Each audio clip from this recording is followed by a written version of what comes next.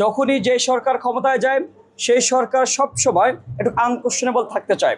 তারা সবসময় পাবলিক বিশ্ববিদ্যালয়ের শিক্ষার্থীদেরকে তারা ভয় পায়, বিশেষ করে ঢাকা বিশ্ববিদ্যালয়ের শিক্ষার্থীরা ভয় পায়। যার কারণে তাদের একটা এজেন্ডা থাকে। এজেন্ডাটা কি? তারা সবসময় শিক্ষার্থীদেরকে মুখটা বন্ধ করে রাখতে চায়, কুক্ষিগত করে রাখতে চায়, দাস বানিয়ে রাখতে চায়। তাদের এজেন্ডা বাস্তবায়ন তারা দুটো গ্রুপে কাজে লাগে। আমি সেটা বলেছি স্পষ্ট করে আজকে মিটিংয়ের মধ্যে। প্রথম গ্রুপ হচ্ছে ক্ষমতাসীন দলের ছাত্র সংগঠন। তারা কি করেন? তারা শুধুমাত্র শিক্ষার্থীদের সিটের জন্য জিম্মি করে রাখেন, মিছিল মিটিংয়ে হচ্ছে একদম অবরুদ্ধ করে নিয়ে যায়। আরেকটা গোষ্ঠী আছে, তারা কারা? তারা হচ্ছে আমাদের শিক্ষক, যারা তো অভিভাবক। ওই শিক্ষক, ওই অভিভাবকরাই যারা হল প্রবেশের দায়িত্ব পালন করেন, হাউস সিটের দায়িত্ব পালন করেন, ঠিক তারাই কিন্তু শুধুমাত্র নিজেদের ব্যক্তি স্বার্থের জন্য, নিজের পদ পদবি বাড়ানোর জন্য যারা সাধারণ শিক্ষার্থী আছে, ওই সাধারণ শিক্ষার্থীদেরকে ওই যে ক্ষমতাসীন দলের ছাত্র সংগঠনের কাছে তারা ইজারা দিয়ে দেয়, যার বিনিময়ে তার পদ সে বারে সে ভারী করে।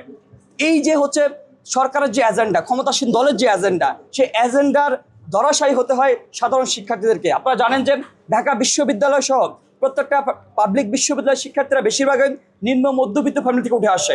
আর এই যে তাদের একটা দুর্বলতার জায়গাটা, যে তাকে ইচ্ছা অনিচ্ছা হোক একটা সিটের জন্য তাকে হলে থাকতে হবে। এক্সট্রিম মশার কয়েল প্ল্যান্ট ফাইবার দিয়ে তৈরি, ডেঙ্গু চিকুনগুনিয়া বাহি সহ যে কোনো মশার বিরুদ্ধে দেয় এক্সট্রিম সুরক্ষা। এই দুর্বলতাকে কাজে লাগায় হচ্ছে আমাদের মহান শিক্ষকরা, আমাদের যে সরকার যারা থাকে তারা তারা তারা শুধুমাত্র ওই যে ক্ষমতাসীন দলের ছাত্র সংগঠন এবং শিক্ষকদের দ্বারাই এই এজেন্ডা বাস্তবায়ন করে আমাদের দুর্বলতা কাজে লাগায়।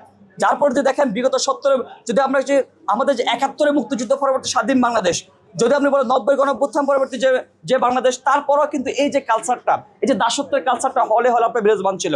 যার কারণে আমাদের যে মানবাধিকার বলতে যে একটা কথা আছে সেটা আমাদের মানে সেটা নাই।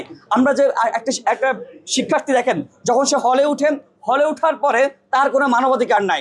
সে ব্যক্তি কালকে তার পরীক্ষা নাকি তার ক্লাস শুটিং আছে কোনো কিছু, সেটা দর্তব্যের বিষয় না। তার বাবা মারা গেছে নাকি সে অসুস্থ, তার দর্তব্যের বিষয় না। শুধুমাত্র একটা সিটের জন্য তাকে বিকিয়ে দিতে হন, তার মস্তিষ্ক বিকিয়ে দিতে হন, তার পুরো পরিবেশ নিয়ে কোনো কথাবার্তা বলার কোনো কায়দা কারণ নাই, তাকে একটা দাস হয়ে থাকতে হয়। তো আমরা এই বিষয়গুলো আমরা জানি। আজকের কালচার থেকে বের হওয়ার জন্য শিক্ষার্থীরা হচ্ছে প্রটেস্ট করেছিল।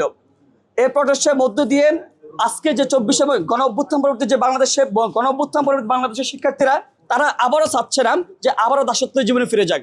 সেই শিক্ষার্থীদের পালস, সেই সেন্টিমেন্ট, সেই যে দাবি দেওয়া, সেটা প্রেক্ষিতে আমরা তাদের দাবি দেওয়ার শ্রদ্ধা জানিয়েছিলাম।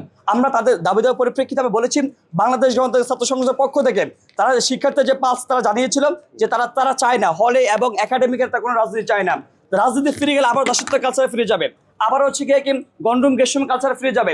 শিক্ষকরা ইজারা দিয়ে দেবে তাদেরকে, ক্ষমতাসীন দলের ছাত্র সংগঠন তাদেরকে আবারও দাস বানিয়ে রাখবেন। তারা যেহেতু চায় না, আমরা তাদের দাবির সাথে শ্রদ্ধা জানিয়ে আজকে যে বৈঠকের মধ্যে যে হলের রাজনীতি থাকবে কি থাকবে না, সেই জায়গায় আমি স্পষ্ট করে বলেছি যে আমরা হলে এবং একাডেমিক এরিয়ায় কোনো সাংগঠনিক কাঠামো কার্যক্রম আমরা রাখতে দিব না, আমরা সেটা চাই না।